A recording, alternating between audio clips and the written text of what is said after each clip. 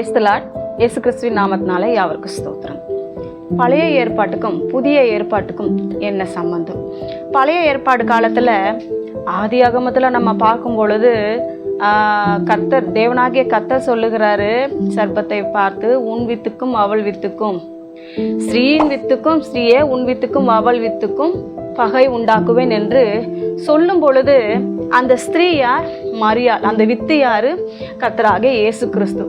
இது எந்த இடத்துல பகையா இருக்குது? சிலுவையிலே பகையை கொன்றாருன்னு சொல்லிட்டு ஒரு வசனம் இருக்கிறது. இந்த திருவிருந்து முதல் அற்புதத்துக்கும் இப்பொழுது நடக்கிற அந்த சிலுவைக்கு பிறகு நடக்கிற கர்த்தர் கொடுக்கிற அந்த பந்திக்கும் ஒரு சம்பந்தம் இருக்கிறது.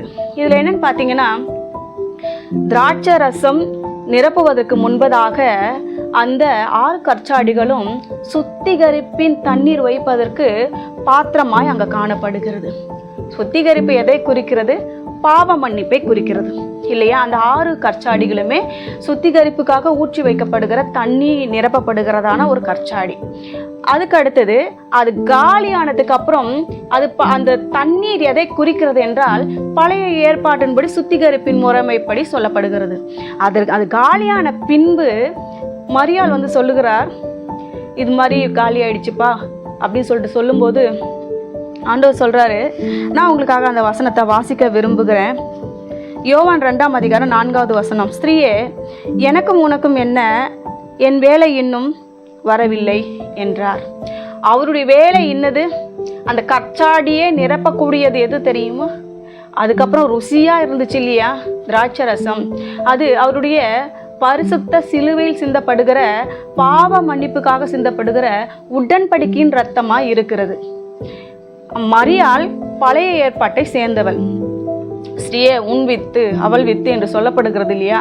அப்போ அவ பழைய ஏற்பாட்டு அங்க சொல்லப்படுகிறதான உடன்படிக்கையின் அந்த ஒரு வார்த்தைகளுக்கு, கற்பனைகளுக்கு இணையாக இருக்கிறாள். ஆனா இது புதிய உடன்படிக்கை. புதிய உடன்படிக்கை எப்படி ஏற்படுத்தப்பட்டது? சிலுவையில ஆண்டவர் மரிக்கும் போது திரைச்சீலை 2ஆக கிழிந்து முன்னாடி இருக்கிற அந்த 3 ஸ்தலத்தையும் அந்த ஒன்றாக இணைத்து எல்லாருமே கிருபாசனத்தை அண்டையில் பிரவேசிப்பதற்கு எல்லாருக்கும் தகுதி உண்டாக்குறார். அது எப்படின்னா, தம்முடைய இரத்தத்தின் உடன்படிக்கையா. இதுதான் நமக்கு சொல்லப்பட்டிருக்கிறது இல்லையா?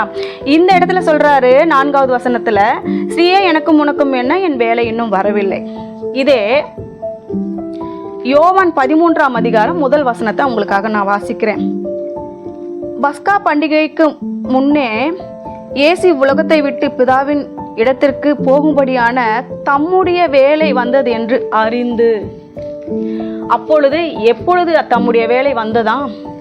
அவர் திருவிருந்து கொடுக்க போவதற்கு முன்பதாக. அதுக்கு பின்புதான் நம்ம பார்க்கணும், அவர் எழுந்து அவர் தம்முடைய வேலை வந்தது என்று அறிந்து எழுந்து தம்முடைய வஸ்திரத்தை கழற்றி வைத்து அந்த சீலையை கட்டி கொண்டு அவர்களுடைய கால்களை கழுவுகிறார். அதற்கு முன்பதாக அவங்களுக்கு முன்மாதிரியை காண்பிக்கும்படியான சில வேலைகள் சீஷரிடத்துல கொடுக்க வேண்டி இருந்தது.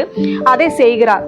சிலுவையிலே தம்முடைய என்ன பண்றாரு? சிலுவையில போய் அவரு இரத்த உடன்படிக்கை செய்கிறார். இங்க பாருங்க, நம்ம இப்போல்லாம் ராபோஜனம் கொடுக்கும்போது எப்படி கொடுக்குறாங்க, இங்க அதை நினைவு வைக்கணும். இயேசு கிறிஸ்துவானவர் சீஷர்களுக்கு எப்படி கொடுத்தார், என்ன சொல்லி கொடுத்தார்? வாசிக்கிறேன் பாருங்க. 1 கொரிந்தியர் 11:24. ஸ்தோத்திரம் பண்ணி அதை பிட்டு, நீங்கள் வாங்கி புசியுங்கள், இது உங்களுக்காக பிற்கப்படுகிற என்னுடைய சரீரமாய் இருக்கிறது, என்னை நினைவு கூறும்படி இதை செய்யுங்கள் என்றார்.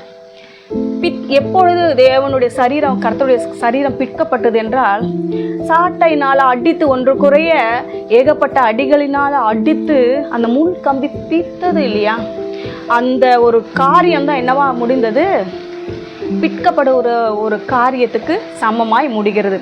25வது வசனம் பாருங்க.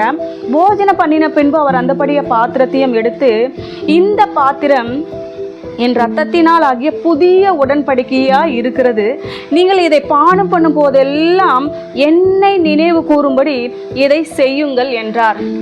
இது ரெண்டுமே என்ன சொல்லப்படுகிறது என்றால், முதல் வசனத்துல என் சரீரமா இருக்கிறது, என்னை நினைவு கூறும்படி இதை செய்யுங்கள், என்னை நினைவு கூறும்படி இதை செய்யுங்கள். பிற்கப்பட்ட சரீரம் உங்களுக்காக தான், இரத்தத்தின் உடன்படிக்கையும் நமக்காக தான். ஏன்னா அவர் பாவம் செய்யவில்லை.